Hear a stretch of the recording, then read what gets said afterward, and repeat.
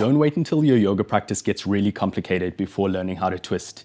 As an Ashtanga teacher, it's very common to see students practicing their way up to postures like Marichyasana C and D before realizing that actually I have no idea how to use the spine and twist deeply into an asana.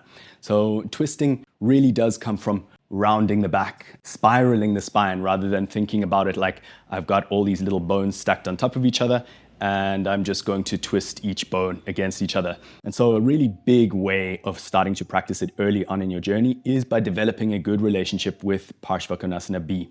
I'll show you what I mean.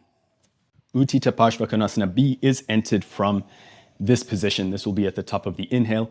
And as you exhale, just make sure that you square your hips towards the back of the room completely, then deeply into this knee and start to round your back as you come down. Now, the first thing you're going to think about is getting your shoulder to the outside of the knee.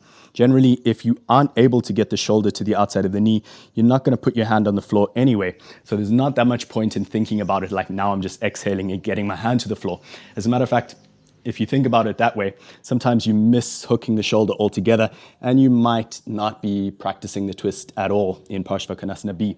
So as you round your back, hook the shoulder first, and once you get that contact, it should be fairly easy to pop your hand down on the floor and turn into the rest of the asana.